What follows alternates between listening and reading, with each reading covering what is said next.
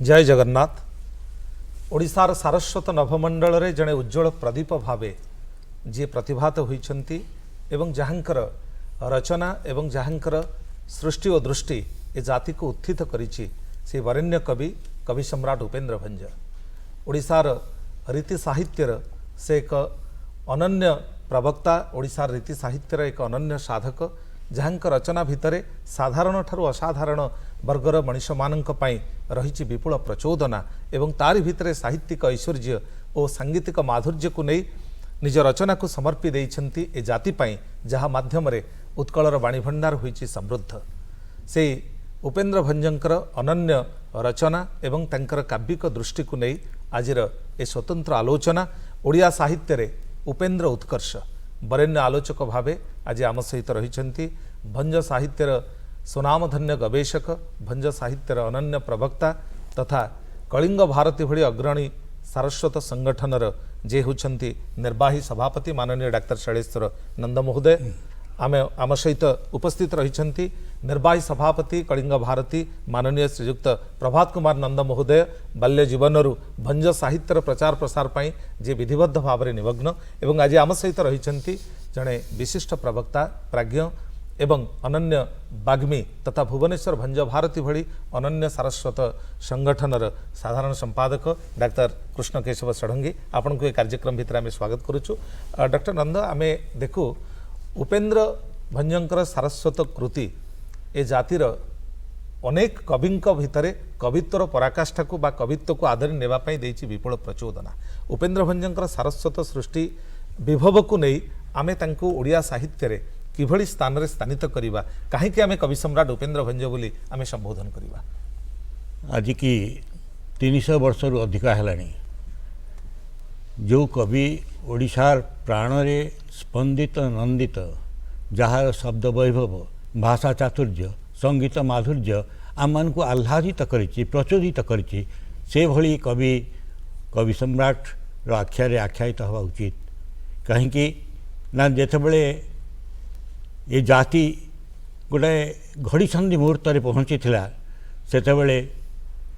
ओडिया साहित्य को संस्कृत साहित्यर समकक्ष करने ओडिया साहित्य को निजर साहित्यर आभिमुख्य को जाहिर करने ओडिया भाषा को रक्षा करने से संस्कृत समतुल साहित्य सृष्टि कले एवं से समतुल साहित्य भितर सृष्टि है तांकर काव्य कविता। से काव्य कविता को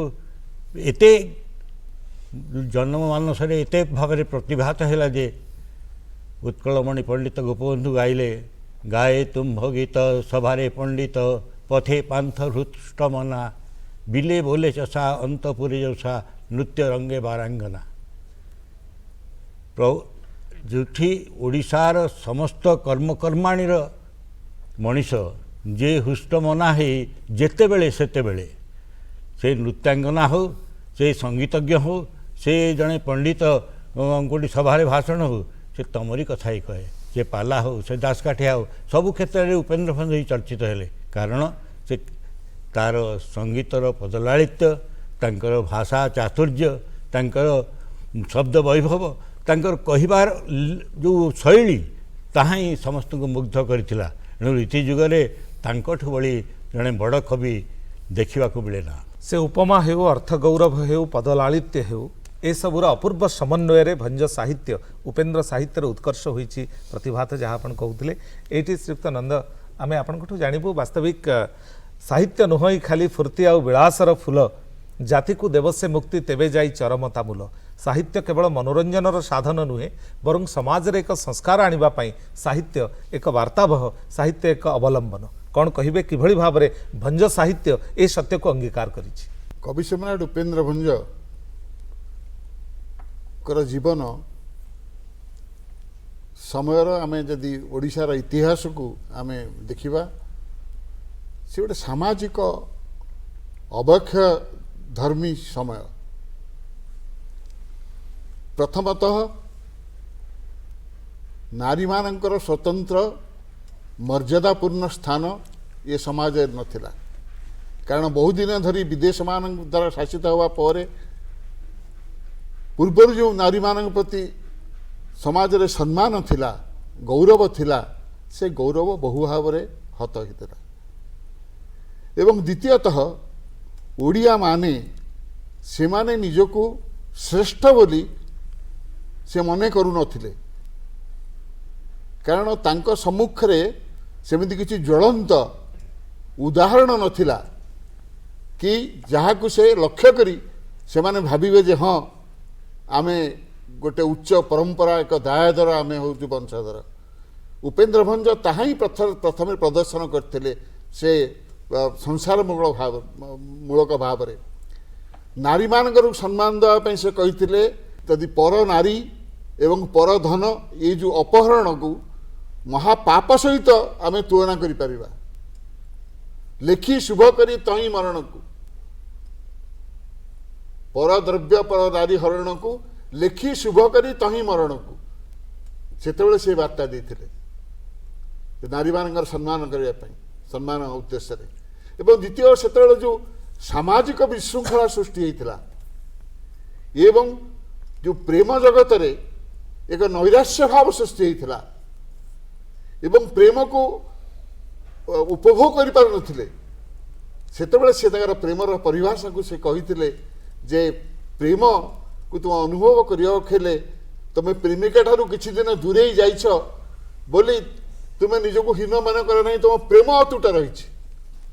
तेणु तक सुंदर गोटे पदरे से लिखिते मु जेते दूर रे थाए पछे किंतु आमर प्रेम अतुट रहिबो दूरे थिले पासे अछि थिबु एहा घेनी केते दूरे चंद्र केते दूरे कुमुदिनी प्रीति अभेद तांकर जेते दूरे थिले जे जहार से ताहार जेते दूरे पत्र पड़ी थिले रे नबीना आने कि नुहई चिन्नी वृक्ष नाम बीना बंधु ते मनते मु तोर सबुठारे बोलाउची सुंदरी कोयर कोयर अर्थ होती निस्वार्थ वृत्य तेणु नायिक नायक गोटे नर तार नारी ता प्रेमिक प्रेमिका प्रति केते केते अंगीकारबद्धता तार केते उत्सर्गीकृत मु तो पाई तो आगे मु गोटे गोटे किणा चाकर निस्वार्थ कोयर तेणु ये भाव गोटे संस्कार आने समाज संस्कार आने उपेन्द्र भट्ट रचना माध्यम से चेष्टा करते प्रेम और प्रणयर स्वतंत्रता को परसी दे से जो भली भाव में एक स्वतंत्र परिचय को स्पष्ट करिसेंती अनुरूप भाव में साहित्य रे संस्कार बोध आनी ए जाति को मध्य से विशेष भाव में संयत करिसेंती एवं ए जाति को विशेष भाव में उत्साहित करिसेंती उत्थित करिसेंती। डॉक्टर षडंगी आमे देखू कवि सम्राट उपेन्द्र भंजंकर काव्य कविता भितर जो शब्दर विभव रही ताहा अनन्य उदात कंठरे से तो से कही तरणी कूलर सार आश्रयरु निरंतर कहे उपइंद्र भंजमु तरीची शब्द समुद्र पार तेबे शब्दर प्रयोग से केवल करना शब्द प्रयोगर यथार्थ को मध्य से प्रतिपादन करिसेंती कौन कहिबे दर्शक बंधु कवि सम्राट भंजंकर कथा को जेतबेले आमे आलोचना करे तांको साहित्य होची शब्दर एक सिंधु अथल सिंधु तेणु अथल सिंधु को मापिबा पई तांको भली विद्वत्ता तांको भली समर्पण भाव तांको भली विभुमनस्कतार आवश्यकता अच्छी निजे उपेन्द्र कोटि ब्रह्मांड सुंदरी रे स्पष्ट भाव रे घोषणा करिसेंती बोले उपइंद्र मो प्रभु श्रीराम वैकुंठनाथ साक्षात जात कले सुधा क्षीरार्णवु मोर गिरार्णवु रस गीत जेतेबेले राम तारक मंत्र रे सिद्धि हो जाए जनकर तार आउ शब्दगत अभाव बोध रहे ना जहाकू से निजे यही पदरे घोषणा कले जे रघुनाथंकर आशीर्वादरु जात कले सुधा क्षीरार्णवु मोर गिरार्णवु रस गीत जेमिति समुद्र मंथनरु अमृतर उद्गम होइतला सेमती मोर ये रस मोर ये छांद गीतरु सेई भली अमृतमय रसर उद्गीरण केवल रघुनाथंकर कृपारु होइछि। स्कंद पुराण रे गोटे पंक्ति रही गोटे प्रवाद रही शब्द ब्रह्म परब्रह्म नानयोर भेद इष्यति शब्द ब्रह्म आ परब्रह्म भितर किछि भेद नाही ତେଣୁ ଯିଏ ଶବ୍ଦକୁ ବ୍ରହ୍ମ ବୋଲି ବିଚାର କରେ ସେ ତାର ଯଥାର୍ଥ ପ୍ରୟୋଗ ଏବଂ ଯଥାର୍ଥ ଅର୍ଥୀକରଣକୁ ଗୁରୁତ୍ୱ ଦେବ। ଆଉ ଉପେନ୍ଦ୍ର ଇଏ ଦୁଇଟା ଯାକ ଦିଗରେ ତାଙ୍କର ଧୁରୀଣତାକୁ ପ୍ରକାଶ କରିଛନ୍ତି। ଗୋଟିଏ ଉଦାହରଣ ଆମେ ନେବା, ଉପେନ୍ଦ୍ରଙ୍କର ଶବ୍ଦ ପ୍ରୟୋଗର ଚାତୁର୍ଯ୍ୟକୁ ଯେତେବେଳେ ଆପଣ ପରଖିବେ, ସେ ତାଙ୍କର ଯେଉଁ ଅଭିଧାନଟି ରଚନା କରିଛନ୍ତି, ଜଣଙ୍କର ଶାବ୍ଦିକ ଜ୍ଞାନର ପ୍ରକୃତ ଭିତ୍ତି କ'ଣ ସେ ଅଭିଧାନଟିକି ଦେଖିଲେ ଆମେ ଜାଣିପାରେ। ସେ ଅଭିଧାନଟିର ନାମ ହେଉଛି ଗୀତାଭିଧାନ। ଯେତେ ସେ କାବ୍ୟ ରଚନା କରିଛନ୍ତି, ସେ କାବ୍ୟରେ ବ୍ୟବହୃତ ହୋଇଥିବା ଅଧିକାଂଶ ଶବ୍ଦକୁ ସେ ସେଥିରେ ସ୍ଥାନିତ କରିଛନ୍ତି, ଯେଉଁଥିରେ ଜଣେ ପାଠକକୁ ସହଜରେ ତାଙ୍କ ଶବ୍ଦଗୁଡ଼ିକୁ ବୁଝିବା ପାଇଁ ସାମର୍ଥ୍ୟ ବା ସୁଯୋଗ ମିଳିବ। ସେଇଠି ସେ କହୁଛନ୍ତି, ଗୀତଭିଧାନ ହୋଇ ସାବଧାନ ଶୁଣ ସୁଜନ ସୋ ବାସେ ଯେ ଅମର ତ୍ରିକାଣ୍ଡ ଯାଦବ মেদিনী শাশ্বত বিশ্ব প্রকাশে যে কঠারুক্ষ যায় প্রান্তাক্ষর ধরি বর্গ বর্গ এ হইব একই শব্দকু নানার্থে বুঝাই কবিঙ্কি প্রমুগ্ধ করিব। এইথরে সে তাঙ্কর ভিত্তি দেলে যে আমার সেতবেଳର প্রচলিত যেতে গুড়ি অভিধান বা কোষ গ্রন্থ লা যাহা সংস্কৃতর শব্দর সেটাকে ধরোহর বলি কহিলে চলিব, সে শব্দকু সেই গ্রন্থগুড়ি ইয়ে সবু অধ্যয়ন করেছেন। অমর কোষ, ত্রিকাণ্ড কোষ, যাদব, শাশ্বত, বিশ্বপ্রকাশ, মেদিনী ইয়ে সবু কোষগুড়ি যিয়ে পড়িছি এবং সেই কোষর অনুসরণরে তাঙ্কর যে গীতাভিধানটি আপন দেখবে বর্তমানর অভিধানরে আমি শব্দর প্রথম অক্ষর বা আরম্ভ অক্ষরକୁ ନେଇକି অভিধানটি রচিত ହେଲା বেড়ে উপেন্দ্রଙ୍କ ସମୟରେ সংস্কৃত ভাষার সেই প্রভাব ଥିଲା ବୋଲି সেইটি শেষ অক্ষরକୁ ନେଇକି সংরচিত হইতলা। ইতি কান্ত, ইতি খান্ত অর্থাৎ করে সরুথিবা অক্ষর, খরে সরুথিবা অক্ষর। আমি যেতବେଳେ যদি আমি কমল বলি গোটে শব্দକୁ খোঁজিবা সেটি আর করে খোঁজিলে মিলিবনি, সেটি লান্ত লরে সরুথিব বলি কমল। পুনি সেটা দুইটি মানে দুই অক্ষর বাচি, ত্রি অক্ষরবাচী, এক অক্ষরবাচী এইগুড়িକୁ ସେ ସେଇଭଳି ସଂରଚିତ କରିଛନ୍ତି। ତେଣୁ ଗୋଟେ ଅଭିଧାନରେ ତାର ବ୍ୟବସ୍ଥା କଲେ। ତା ଭିନ୍ନ ଆପଣ ଯଦି ଗୋଟିଏ ଶବ୍ଦର ପ୍ରୟୋଗକୁ ଦେଖିବେ, ଆମେ ସୀତା ବୋଲି କହୁଛେ, ସୀତା ଶବ୍ଦର 8ଟା ଅର୍ଥ ଭିତରୁ ସେ ଏଡ଼େ ସୁନ୍ଦର ତାଙ୍କର ଗୋଟିଏ ପଦରେ ସେ ତାକୁ ବ୍ୟଞ୍ଜିତ କରିଛନ୍ତି। ବିଧାନ ହୋଇଛି ଜାନାମ ସୀତା ବର୍ଣ୍ଣନେ ଶୋଭା ଅତି ମଧୁରତା বুড়ি নেত্র আজ হেব পবিত্র বিশেষে করসি দেই হৃদ ক্ষেত্র বুণিলাণী স্নেহ বীজ যে বিচারু এ মন্ত জনক সম্মত শুনিলে সখী সমাজ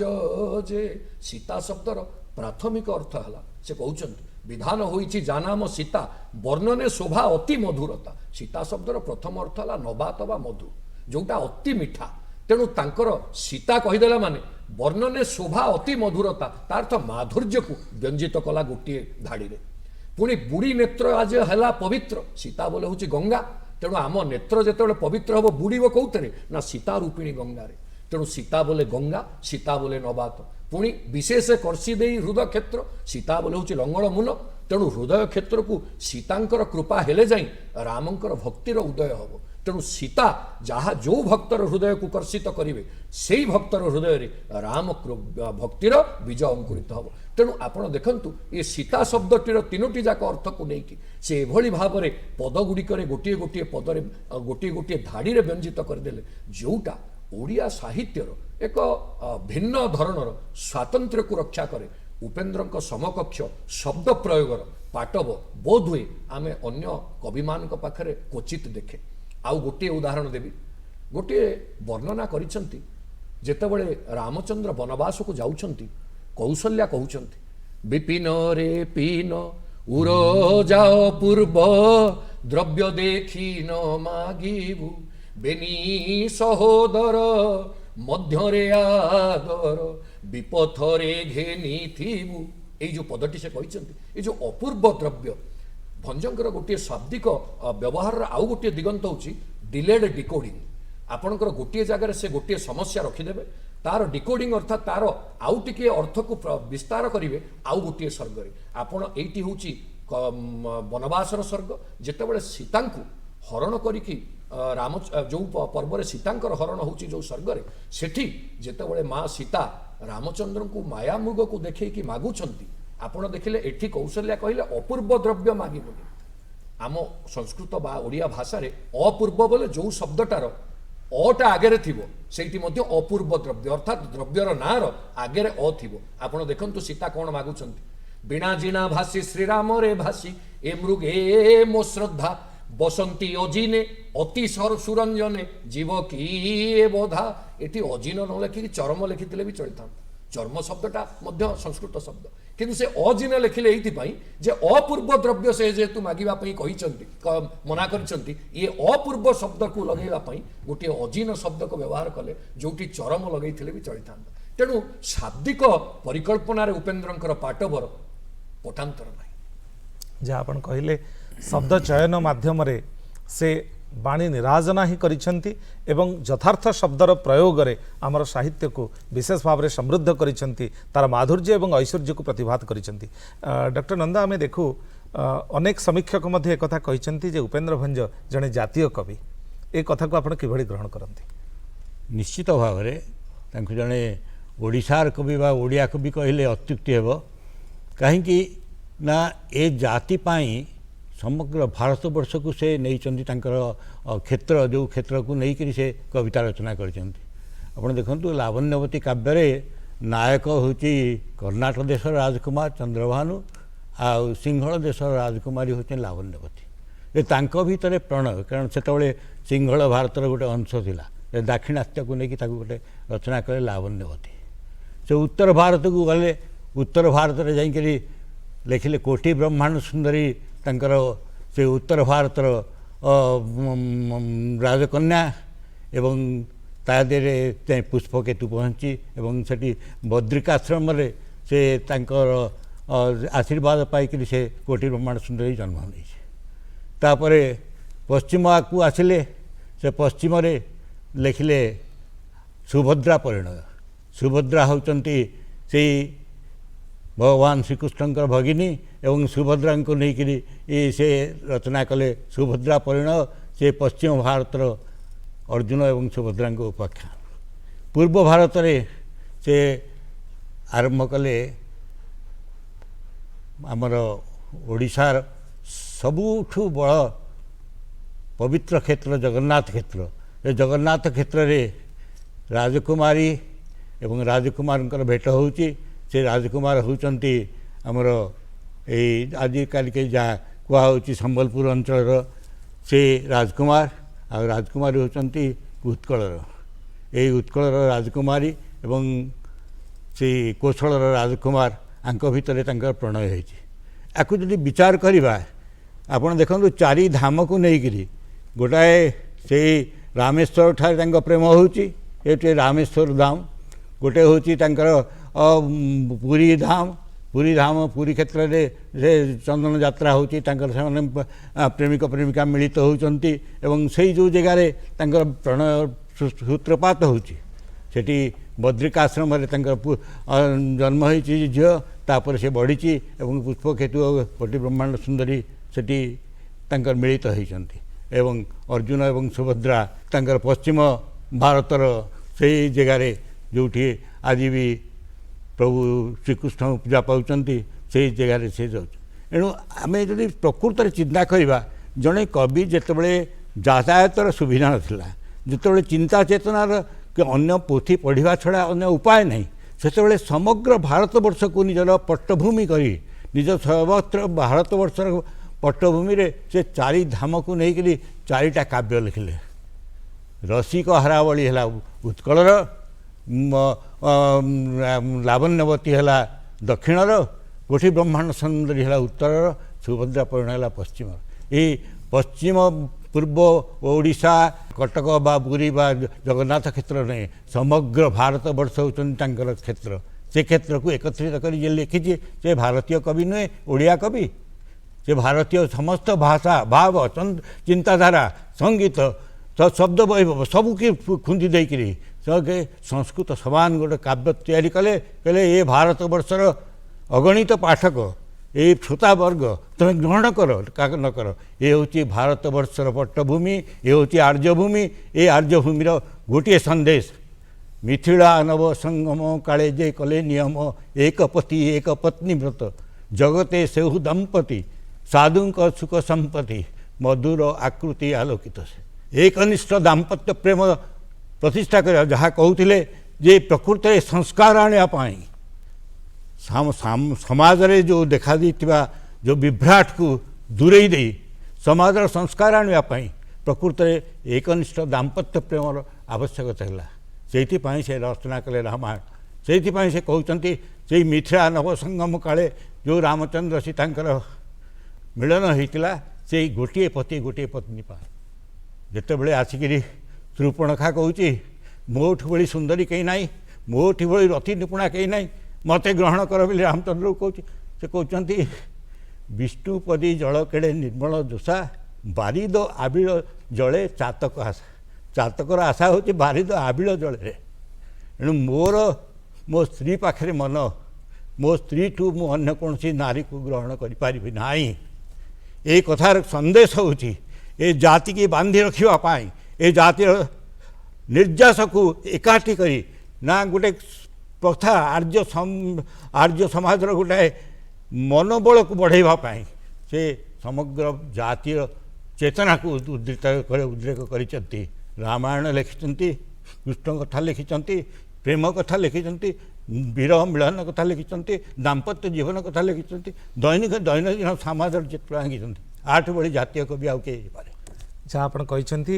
କବି ସମ୍ରାଟ ଉପେନ୍ଦ୍ର ଭଞ୍ଜଙ୍କର ଦୃଷ୍ଟି ଓ ଦର୍ଶନ ଏ ଭାରତୀୟ ଆର୍ଯ୍ୟଭୂମିର ପଟ୍ଟଭୂମିକୁ ନେଇ ବିଶେଷ ଭାବରେ ରୁଦ୍ଧିମନ୍ତ ହୋଇଛି ଏବଂ ଯାହାରି ଆଧାରରେ ସେ ଏ ଜାତିକୁ ଗୋଟିଏ ଅଦୃଶ୍ୟ ରଜ୍ଜୁ ଭିତରେ ବାନ୍ଧି ରଖିବା ପାଇଁ ପ୍ରଚେଷ୍ଟା କରିଛନ୍ତି। ସେଥିପାଇଁ ଜାତୀୟ କବି ବୋଲି ତାଙ୍କୁ ସମ୍ବୋଧନ କରିବା ବେଶ ପ୍ରାସଙ୍ଗିକ। ଶ୍ରୀଯୁକ୍ତ ନନ୍ଦ, ଆମେ ଦେଖୁ ଯେ ଶୌର୍ଯ୍ୟ ଏବଂ ସମର୍ପଣ ଭଞ୍ଜ ସାହିତ୍ୟର ତାହା ହିଁ ହେଉଛି ନିର୍ଯାସ, ତାହା ହିଁ ହେଉଛି ନିଷ୍କର୍ଷ। ଏ କଥାକୁ ଆପଣ କିଭଳି ଗ୍ରହଣ କରିବେ? ପ୍ରତ୍ୟେକ ସାହିତ୍ୟିକର ଗୋଟିଏ ସନ୍ଦେଶ ରହିଛି। ସାହିତ୍ୟିକ ଅନେକ ଆତ୍ମବିଳାସ ପାଇଁ ମଧ୍ୟ ରଚନା କରନ୍ତି, କିନ୍ତୁ ପ୍ରକୃତ ସାହିତ୍ୟିକ ସିଏ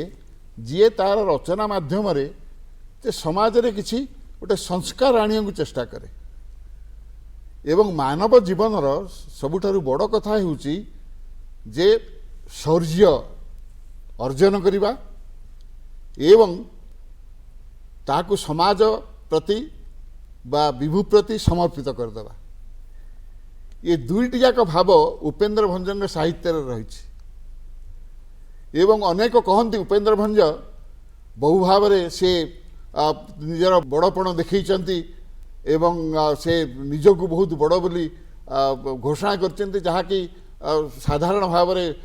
ଜଣେ ସାହିତ୍ୟିକ କରିବା କଥା ନୁହେଁ। କହେ ଉପେନ୍ଦ୍ର ଭଞ୍ଜ ମୁଁ ଲଗିଛି ଶବଦ ସାଗର ପାର, କିନ୍ତୁ ସେତିକିବେଳେ ଭାବିବା କଥା ଯେ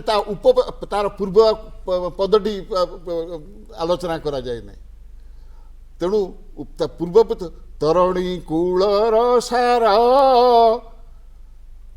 ପ୍ରସାଦରୁ ନିରନ୍ତର, କହେ ଉପଇନ୍ଦ୍ର ଭଞ୍ଜ ମୁଁ ଲଭିଛି ଶବଦ ସାଗର। ମୁଁ ଶବ୍ଦ ସାଗର ପାର କରିଛି, କିନ୍ତୁ ସେଇଟା ମୋର ହେଉଛି ବଡ଼ିମା ଶୌର୍ଯ୍ୟ। ସେଭଳି ଶୌର୍ଯ୍ୟ ପ୍ରତ୍ୟେକ ଉତ୍କଳୀୟ ଅର୍ଜନ କରିବା ଉଚିତ, ତମର ଶ୍ରେଷ୍ଠ ହେବା ଉଚିତ ଯେକୌଣସି କାର୍ଯ୍ୟ କରୁଛ, କିନ୍ତୁ ତାହାର ପ୍ରସାଦରୁ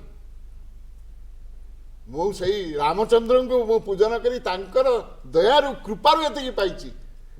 ତେଣୁ ଏଇଠି ହେଉଛି ଶୌର୍ଯ୍ୟ ଭାବ ରହିଛି ଏବଂ ସମର୍ପଣ ଭାବ ରହିଛି। ତେଣୁ ତାହା ସବୁବେଳେ ରକ୍ଷା କରିବା କଥା। ଏବଂ ଶେଷ ଜୀବନରେ ତାଙ୍କର ସେ ଘୁମୁସର ଯେଉଁ ଆମର ମଠରେ ସେ ଯେଉଁ ନୀଳାଦ୍ରିଶ ଚଉତିଶା ଯେଉଁ ରଚନା କରିଥିଲେ,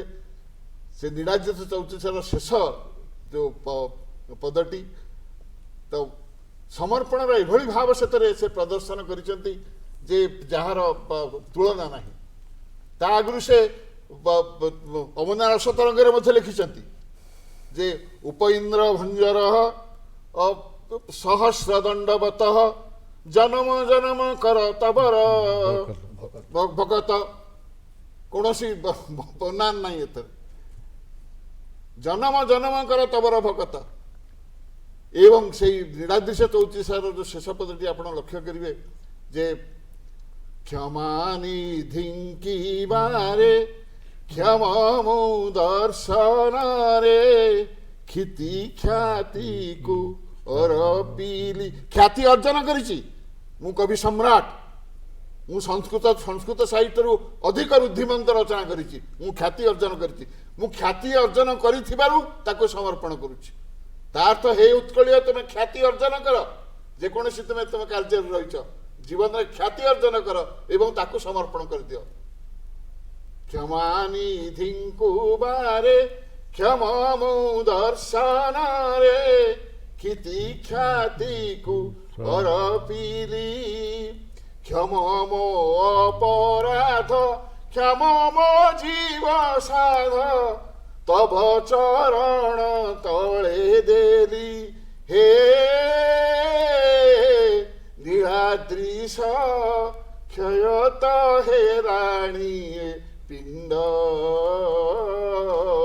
ଖ୍ୟାଳ ଏ ଜୀବନର ଦଣ୍ଡ ଖ୍ୟାତି ଏ ଉପେନ୍ଦ୍ରର ଭଞ୍ଜକୁଳ ବେଭାର ତବ ଚରଣେ କଲି ରୁଣ୍ଡ। ହେ ନୀଳାଦ୍ରିଶ କ୍ଷୟତ ହେଲାଣି ପିଣ୍ଡ। କୋଉ କବି ଏମିତି ସମଗ୍ର ଭାରତ ବର୍ଷରେ ଅଛି ଯିଏକି ନିଜକୁ ଏଭଳି ଭାବରେ ସମର୍ପିତ କରିଛି ଯେ ମୁଁ ଖ୍ୟାତି ଅର୍ଜନ କରିଛି, ମୁଁ କବି ସମ୍ରାଟ, କିନ୍ତୁ ମୋର ସମସ୍ତ ଖ୍ୟାତିକୁ ମୁଁ ତମରି ପାଦ ତଳରେ ମୁଁ ତୁମକୁ ସମର୍ପିତ କରିଦେଉଛି। ତେଣୁ ଉତ୍କଳୀୟ ସଂସ୍କୃତି, କଳିଙ୍ଗ ସଂସ୍କୃତି ହେଉଛି ଶୌର୍ଯ୍ୟ ଏବଂ ସମର୍ପଣର ସଂସ୍କୃତି। ଶୌର୍ଯ୍ୟବାନ ହୁଅ, ଶ୍ରେଷ୍ଠ ହୁଅ ଏବଂ ତାକୁ ଦାମ୍ଭିକତା ପ୍ରକାଶ କର ନାହିଁ, ତାକୁ ସମର୍ପଣ କରିଦିଅ ସମାଜର ମଙ୍ଗଳ ପାଇଁ ପ୍ରଭୁଙ୍କ ପାଦରେ। ଏହି ଥିଲା ଆମର କବି ସମ୍ରାଟ ଉପେନ୍ଦ୍ର ଭଞ୍ଜଙ୍କର ଜୀବନର ଯେଉଁ ଶୌର୍ଯ୍ୟ ଓ ସମର୍ପଣର ସନ୍ଦେଶ। ଯାହା ଆପଣ କହିଲେ ଦୁଇଟି ବିରୋଧାଭାସ ଭିତରେ ଶୌର୍ଯ୍ୟ ଏବଂ ସମର୍ପଣ, ତା ଭିତରେ ହିଁ କବି ଉପେନ୍ଦ୍ର ଭଞ୍ଜଙ୍କର ସାହିତ୍ୟିକ ଉତ୍କର୍ଷ ହୋଇଛି ବିଶେଷ ଭାବରେ ପ୍ରକୀର୍ତ୍ତିତ। ଡକ୍ଟର ଷଡ଼ଙ୍ଗୀ, ଆମେ ଦେଖୁ ଯେ ସଂସ୍କୃତ ସାହିତ୍ୟର ପ୍ରତିସ୍ପର୍ଦ୍ଧୀ ସାହିତ୍ୟ ଓଡ଼ିଆ ସାହିତ୍ୟ ହୋଇପାରେ, ଏ କଥାକୁ ଆମେ ଯୁକ୍ତିତଃ ପ୍ରମାଣ କରିପାରିବା ଯଦି ଭଞ୍ଜ ସାହିତ୍ୟକୁ ଆମେ ଅନୁଶୀଳନ କରିବା, ଭଞ୍ଜ ସାହିତ୍ୟରେ ଅବଗାହନ କରିବା। କ'ଣ କହିବେ? ଭଞ୍ଜଙ୍କର ରଚନାର ଉଦ୍ଦେଶ୍ୟ ଥିଲା ଦେବଭାଷା ସଂସ୍କୃତ ସହିତ ନିଜର ମାତୃଭାଷାକୁ ସମୃଦ୍ଧ କରିବା, ତାରି ସମକକ୍ଷ ସାହିତ୍ୟକୁ ତୁଳିତ କରିବା। ସବୁ ପ୍ରାନ୍ତୀୟ ଭାଷାର କାବ୍ୟକାରମାନଙ୍କର ଇଏ ଗୋଟେ ଅଭିଳାଷ ଥାଏ, ଯେହେତୁ ଦେବଭାଷା ସଂସ୍କୃତ, ତେଣୁ ସଂସ୍କୃତର ସମକକ୍ଷ ତାଙ୍କ ମାତୃଭାଷାରେ ସେଇଭଳି ଶବ୍ଦର ମଞ୍ଜୁଳ ବ୍ୟବହାରରେ ତାକୁ ସମୃଦ୍ଧ କରିବାର ଗୋଟେ ଉଦ୍ଦେଶ୍ୟ ନିହିତ ଥାଏ, ଯାହାକୁ ସର୍ବତୋ ଭାବରେ ଏବଂ ସର୍ବଶ୍ରେଷ୍ଠ ଭାବରେ କବି ସମ୍ରାଟ ଭଞ୍ଜ ବିଶେଷ ଭାବରେ ତାକୁ ପ୍ରଣୟନ କରିଛନ୍ତି। ସଂସ୍କୃତ ସମକକ୍ଷ କାବ୍ୟ ରଚନା କରିବାର ପୃଷ୍ଠଭୂମି ହେଉଛି ଭଞ୍ଜଙ୍କର ଅଧ୍ୟାପନା ଅଧ୍ୟୟନ ଏବଂ ତାଙ୍କର ଗୁରୁ ଆଶୀର୍ବାଦ, ବିଭୁ ଆଶୀର୍ବାଦ। ଇଏ ତିନୋଟି ଯାକର ସମନ୍ୱୟରେ ସେ ତାଙ୍କର ସଂସ୍କୃତ ଭାଷାର ଭିତ୍ତିକି ଅଧିକ ସମୃଦ୍ଧ କରିଛନ୍ତି। ଜଣଙ୍କର ସଂସ୍କୃତ ଭାଷାର ଭିତ୍ତି ସମୃଦ୍ଧ ହୋଇଗଲା ପରେ ସଂସ୍କୃତ ଶବ୍ଦାବଳୀ, ଯାହା ତତ୍ସମ ବୋଲି ଆମେ ଓଡ଼ିଆ ଭାଷାରେ କହେ, ସେ ତତ୍ସମ ଶବ୍ଦକୁ ବ୍ୟବହାର କରିବାରେ ତାଙ୍କର ଯେଉଁ ପଟୁତା, ସେଇଟାକୁ ସେ ଅଧିକ ସରଳ ଭାବରେ ସହଜ ଭାବରେ ନେଲେ।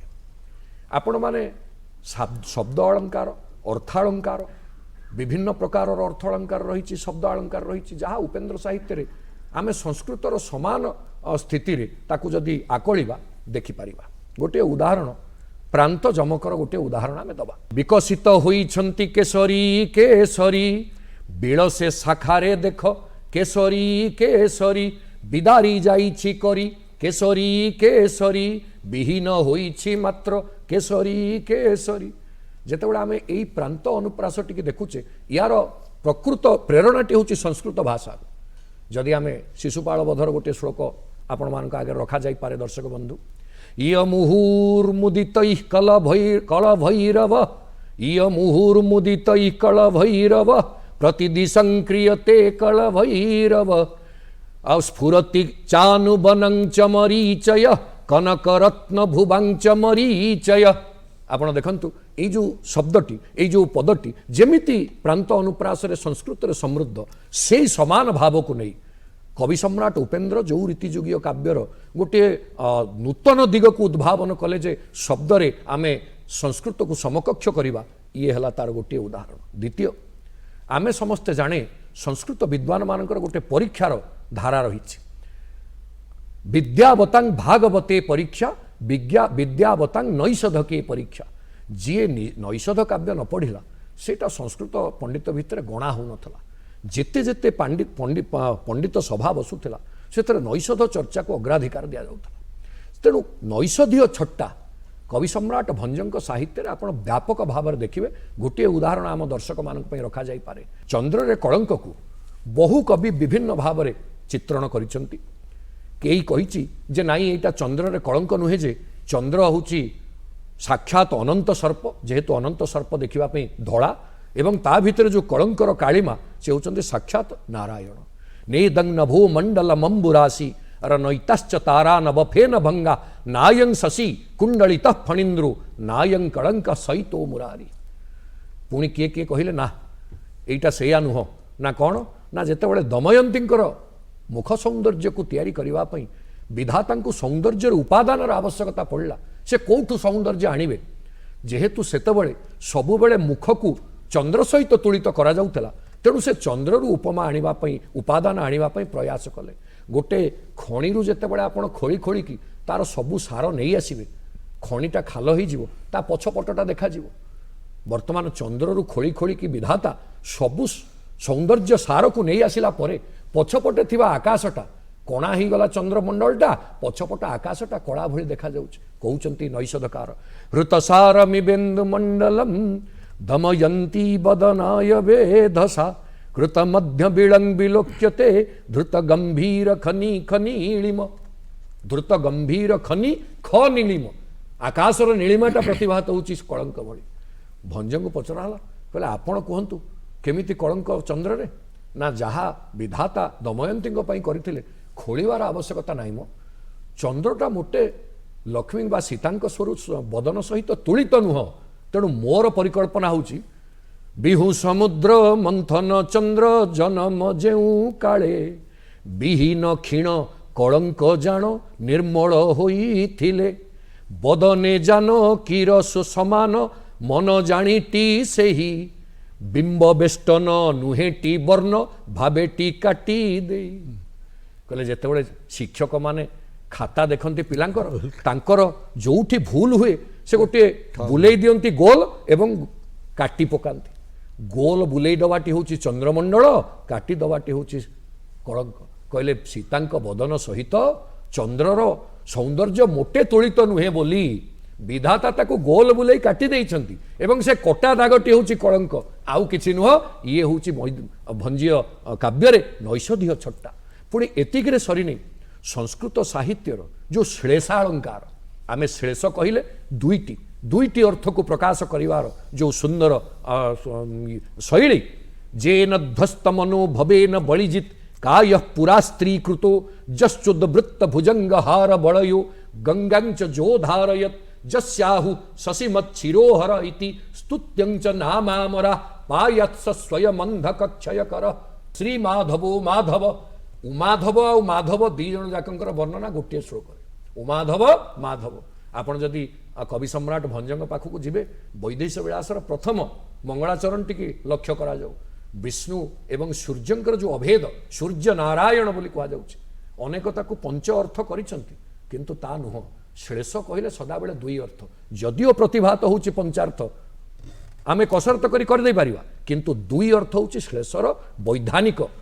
ବିଚାର। ଶ୍ଳେଷ ଯୋଉଠି ଲେଖା ହେଇଗଲା ସେଠି ଜାଣିବେ ଦୁଇରୁ ଅଧିକ ଅର୍ଥ ଆବଶ୍ୟକ ନାହିଁ। ଏବଂ ସେଇ ସୂର୍ଯ୍ୟ ଏବଂ ନାରାୟଣଙ୍କୁ ବନ୍ଦଇ ଦିନ ବାନ୍ଧବ ହରି ଯେତମ ଚକ୍ର ଖଣ୍ଡନକାରୀ ସଦା କମଳାନନ୍ଦ ବିସ୍ତାରୀ ସ୍ୱଭାବେଇନ ଯେ ବିଭୁ ଅନନ୍ତ ଅଙ୍କ ବିହାରୀ କର ପ୍ରତାପ ଯାର ସଞ୍ଚରୀ ନିଶାଚରଙ୍କ ଉଲ୍ଲାସ ହରି ପୂଜେ ସୁମନ ଯେ ବୈନ ତେୟଜା ଅଗ୍ରତେ ସ୍ଥିତ ଯେ ବୈକୁଣ୍ଠ ପକ୍ଷକ ଲୋକ ତୋଷିତ ଯେ ବିକାଶ ଖଣ୍ଡିତ ମଣ୍ଡଳେ ସିଂହ ଭାବରେ କ୍ରୀଡ଼ିତ କାଳେ ଭାବେ ତରଣୀ ହୋଇ ମଞ୍ଜୁଳେ ଗିରି ଉଦିତ ଯେ। ତେଣୁ ଏଇ ଯେଉଁ जिनसटी से चित्रित करिसेंती एथिरे सूर्य एवं नारायणकर श्लेषात्मक अभेद परिकल्पित पुणी सबुठारु संस्कृत उच्चतर स्थिति के होची गोटे पंचनली श्लोक जोटार पांचटा अर्थ प्रकाश पाए नल जेतेबेले स्वयंवर सभार विजय करुछंती पांचटा नल को गोटे श्लोक रे वर्णित करा जाउची सेठी होची सबुठारु श्रेष्ठ बोली कुआ जाए देव पतिर विदुषी नैष धरा जगत्या ए श्लोकटी की आपण देखिबे कवि सम्राट भंज ए क्षेत्र रे नैषध ठारू टपी जाइछंती बा आगु को चली जाइछंती सुभद्रा परिणतार प्रमाण सुषम पुष्करे सकल लोक आनंद कर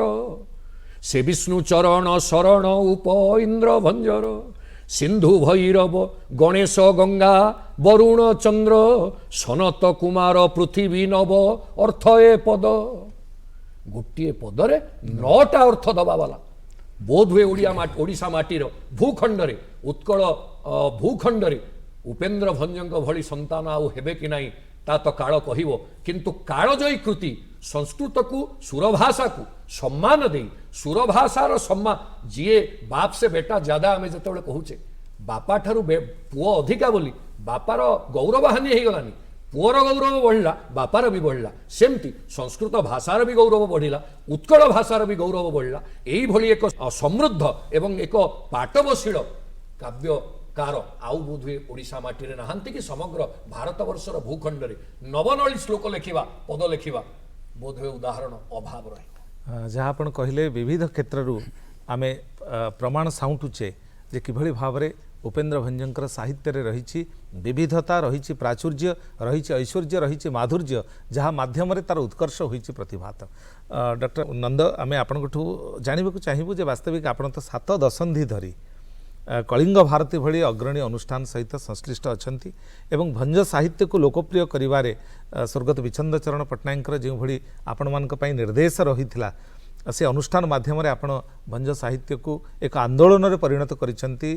केवल आपण नुहंती आमे मध्य कवि प्रसाद मिश्र आमे मध्य हृदानंद राय एवं पंडित रजत करंक भली दिग्गज मान को आज स्मरण करूछु पंडित रजत करंकर अवर्तमान होईची एवं जहाँ एक शून्यता सृष्टि कला परी प्रतीयमान हेउची से दृष्टि आपण कोन कहिबे किभली भाबरे कलिंग भारती एक निर्णायक भूमिका नेइची भंज साहित्य को लोकाभिमुखी करिबा पई जेतेबेले ओडिया साहित्य रे गोटाए शून्य स्थान देखा जितेबाला Vijay Chandra Majumdar typical selection from Odia literature रे भंजं को बहु कथा कही समालोचित करा जाइथिला भंज जे अश्लील भंज जे केवल शब्दर जादूकर या कही तांको नारी आउ डिक्शनरी सहित तुलना कराइथिला सेतेबेले वज्र गंभीर कंठरे आमर गुरुदेव पूज्य गुरुदेव विचंद चरण पट्टनायक किछि बानर सेना को धरी किछि स्कूल छात्रों को धरी 1944 मसीह आरंभ कले कलिंग भारती उत्कल छात्र साहित्य समाज ये कलिंग भारती अनुष्ठान गढ़ागला 1944 मसीह जितेबाला से थिले उत्कल साहित्य समाजर सह संपादक एवं संपादक से सेठारे चेष्टा करथिले किंतु देखिले आधुनिक जुगर कवि माने तांको ताच्छल्य कले एणु से निजे गोटे अनुष्ठान करने 1944 मसीह शपथ कले एवं तांकर प्रथम छात्र भावरे हृदानंद राय एवं तापरे रजत कुमार कर किशोरी मोहन परिड़ा तापरे बहु आम माने समस्ते आसीचु एवं तांको एते दूर से सब बेले आमको कहूतिले सालिसहीन संग्राम जो सालिस नहीं कौन स्थिति कंप्रोमाइज नहीं नो कंप्रोमाइज आम माने ओडिया जाति ओडिया साहित्य ओडिया भाषा ओडिया संस्कृति को रक्षा करने बद्धपरिकर से ही स्लोगान दे से माने ओडिशार समस्त शिल्पांचल ग्रामांचल पर्यंत राउरकेला तेनसा बड़बिलठर आरंभ करी ग्रामांचल पर्यंत एवं ओडिशा बाहर कलिकता दिल्ली बॉम्बे से कथा रणहुंकार दे कहते उपेन्द्र भंज ए जातिर गर्व गौरव ए जातिर गर्व गौरव बोली कहवाई पछरे दी कड़े दी जन लेफ्टिनेंट थे जो रजत कुमार हृदानंद राय एवं से कहते प्रकृत में ए जाति जदि निज निज भाषा को न चिन्हिची निज साहित्य को न चिन्हिची निज को न चिन्हिची तेबे ए जातिर प्राणर स्पंदन धीरे धीरे कमी जाऊँगी से कही लोक माने उत्साहित करते तो मैंने आस आपण मैंने मिछ मानवे 53-54 मसीहा पर्यंत उपेन्द्र भंजंक जयंती 5000 रु अधिका लोक होते कवि भंज संगीत शुणुले ओडिशी नृत्य देखुले पाला शुणुले दासकाठिया शुणुले भंज भाषण शुणुले से दिग्गज पंडित गोदाबरी मिश्र आरंभ करी नीलकंठ दास आरंभ करी लक्ष्मीनारायण साहू आरंभ करी प्राणनाथ महानिक बहु बहु विराट विराट भंज साहित्य समालोचक उपेन्द्र विष्णु चरण पट्टनायक को साहाय्य करथिले एवं तांकर साहाय्य करने जो सेनापति दी जन थे से दी जन हेले उदाहरण राय और रजत कुमार कर आज रजत कुमार कर नहांती किंतु आम मैंने एक महाशून्य स्थान होती किंतु से जो आदर्श को पाई लड़ी थे आम ए आदर्श पाई अनेक समय आपण मैंने जानी आरंभ समय 51-52 मसीहा 53-54 मसीह रामचंद्र भवन टाउन हल भंज जयंती होता से इवेन लोक से ढेला पकापकी होती कहीं ना अरे तुम्हें तरुण गोष्ठी तुम्हें कौच ए साहित्य विजातीय साहित्य कहीं विजातीय कौच ना तुम्हें छंदरे लिखुना हो तुम्हें छंदहीन कविता लिखुच तुम्हें कौन लिखा चाहूच विष्णु चरण कहले आशाई नूतन मुरली मोहन बाजू कुंजे उत्कल ये उत्कल नूतन छंदर रचना हो से पुरातन पारंपरिक छंदरे नूतन संगीत रचित हो एवं रचित है बहु कवि काव्य कविता रचित है जो छंदरे रहा परंपरा को असम्मान जनाई पितृपितामह को असम्मान करी तुम्हें केवे आग को जापर ना एणु तुम्हें जो नूतन पद्धति अनुसरण करने भाविल तुम्हें जो बंगीय प्रभाव बा इंग्रेज प्रभाव रे तुम्हें जो सनेट लिखा आरंभ कल से सनेट ओडिया साहित्यर गर्व गौरव नुहे जहाँ 300 वर्ष धरी 400 वर्ष धरी रही से कथा आम एने बुझीपारे निजे विष्णु चरण कहते कहले सारला दास गोटे आंदोलन आरंभ कले कथित भाषा को लेकिन ओडिया भाषा को रचना कले आपर आसिले पंचसखा युग जो मैंने रामायण महाभारत एवं भागवत को लेकिन ओडिशा रे लोकप्रिय कले घरे घरे पठित है ओडिया भागवत जगन्नाथ दास से दुईटा समय पर आसिले रीतिजुग काव्य कवि उपेन्द्र भंज जी कहले ना ना खाली ओडिया रे लिखा जाए ओडिया रे एते सुंदर लिखा जाई परिवो संस्कृत साहित्यर समकक्ष हो एवं ओडिया भाषा समग्र भारत वर्षर गोटे विशिष्ट भाषा हो आज ता हो पारि आज ता ओडिया भाषा स्वीकृत होती जड़े जातीय भाषा रूपे एणु ये कथा किसी कम कथा नुहे ए विष्णु चरण जी अवदान से अवदान रजत कुमार करंकर उदानंद रायंकर एवं आम मान कलिंग भारती गोष्ठी जो मैंने ध्वजाधारण करी ए पटू सेपट पर्यंत पूर्व पश्चिम उत्तर और दक्षिण जाई कहते ना ओडिया भाषा गोटे भाषा जो मैंने नासिका कुंचन करी कहते ओडिया एक भाषा नए से जो जवाब देते आपण मैंने बुझीपारे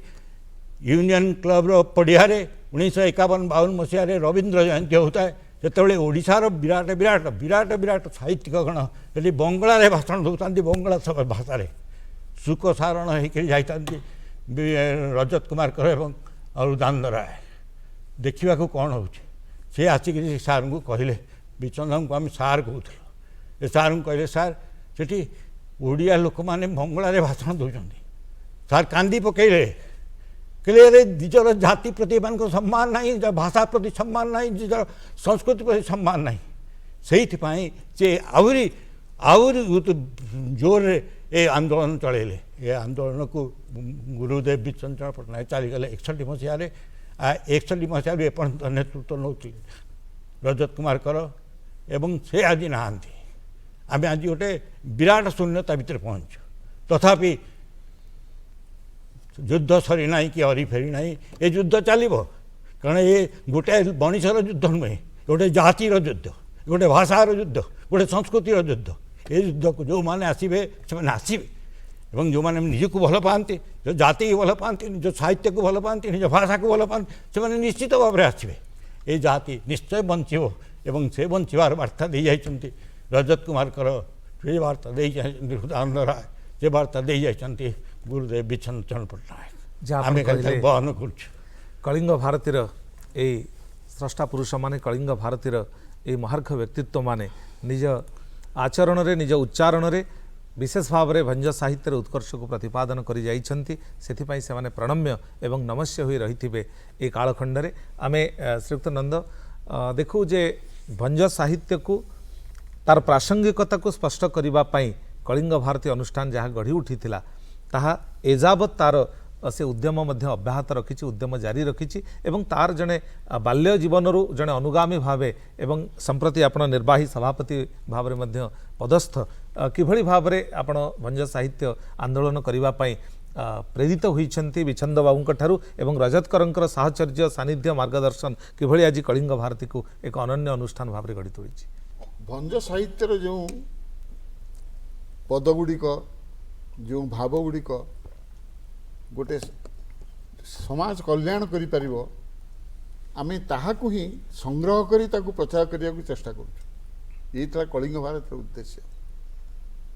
एवं जितेबले आधुनिक जुगरे आपण वर्तमान जो प्रेमर को बोले जहाँ कह उद्भट भाव विशृंखलित भाव सेतबले आमको गुरुदेव कही गोटे सरल कथा सुवर्ण रेखा काव्य लिखिंट मोर न चाहिला बेले अनाई चाही देले मोहि दृष्टि करई एटा प्रेमिक प्रेमिका कथा जो प्रेमिक जो प्रेमिका को चाह दौर प्रेमिका मुह तलू कर दौर मोहि दृष्टि गले भूई की चाहूँ मोर चाहिबाकु बड़ सरधा लाज कृपण दे उठाई बाधा यही प्रकृत प्रेम जदि लाज नहीं जदि प्रेमिका प्रेमिका भितर जदि गोटे श्रृंखला नहीं प्रेमर जो सौकुमार्य को जदि अनुभव न कर उच्छृंखला प्रेम प्रेम नुहे ताहा जाति को प्रेममय करें ये तरुण तरुणी के जीवन को उच्चस्तरीय करें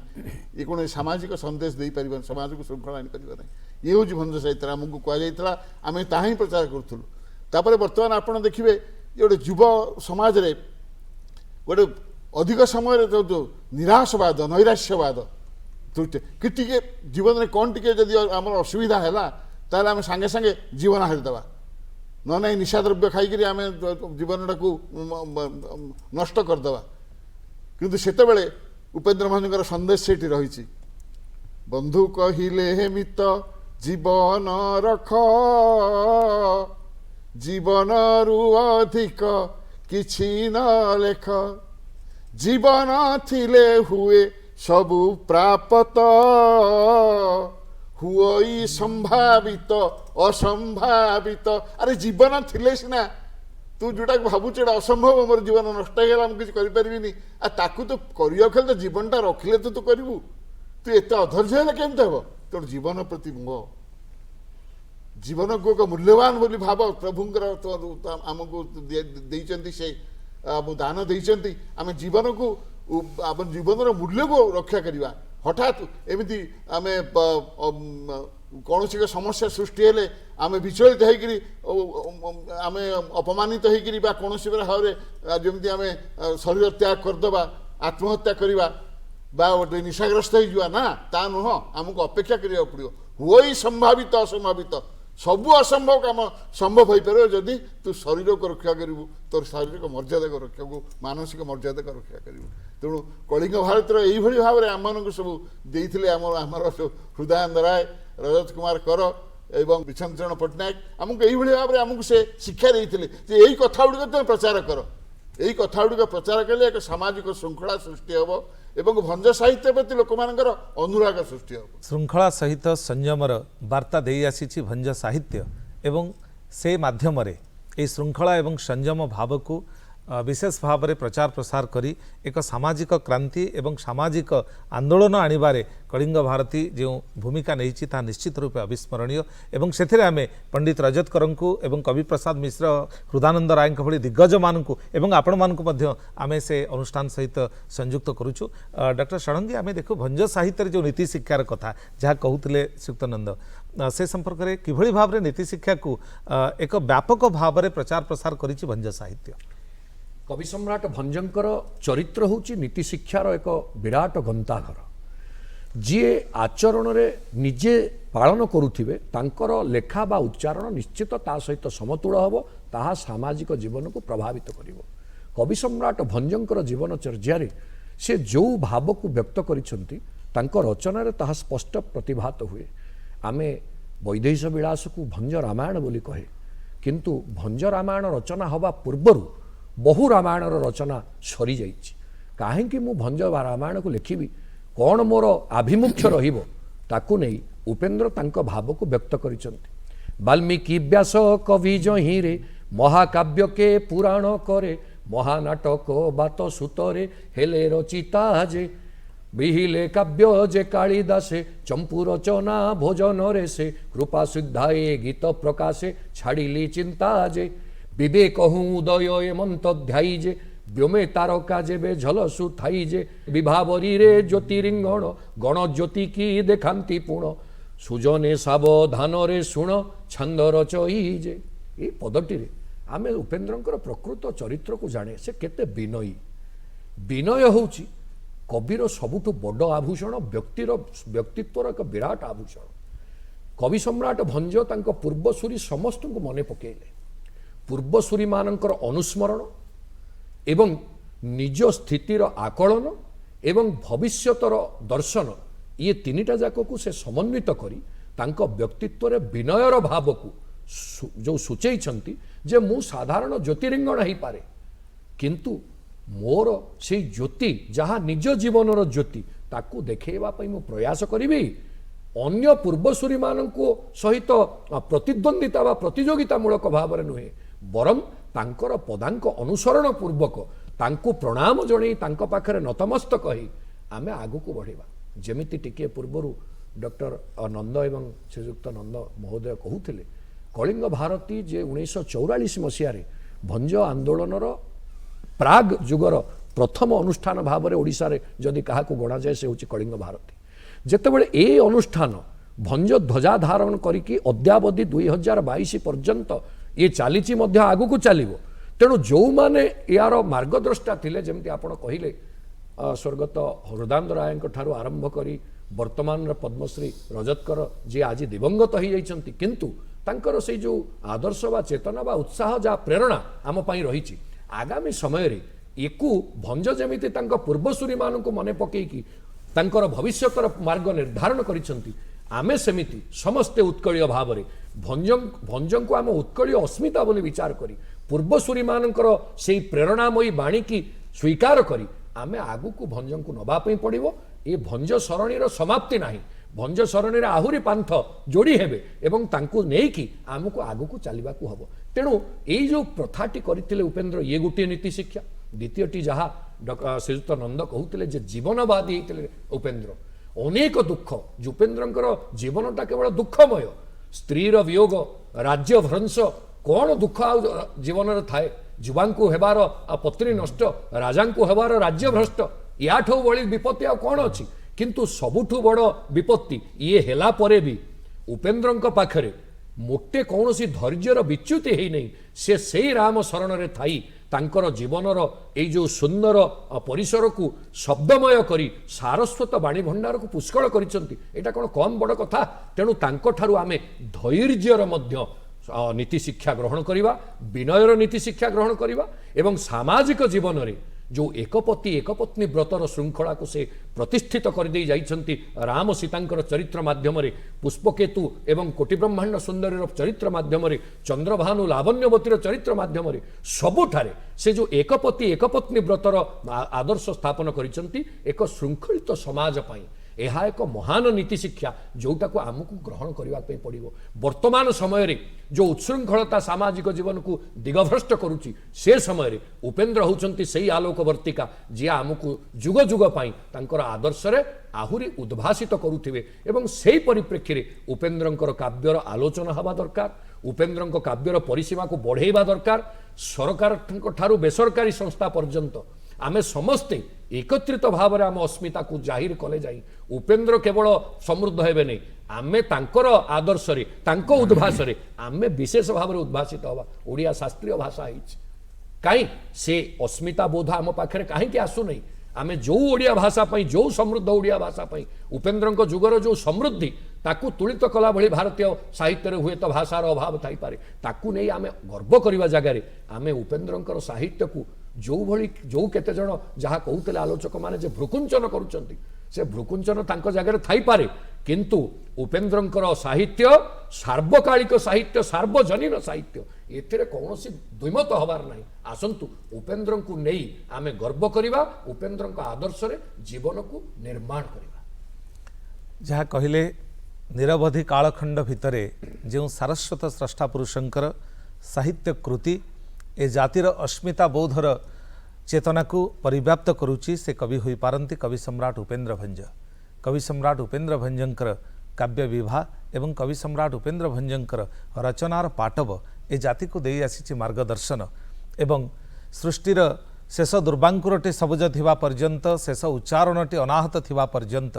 भंज साहित्यर गरिमा को ए जातिर प्रतिटी मनीष अनुभव करुथिबे एवं तार प्रशंसारे शतमुख होई उठुथिबे एवं भक्त सेथिपाई महाप्रभुंक निकटरे जे भली भावरे आकुति करि पारे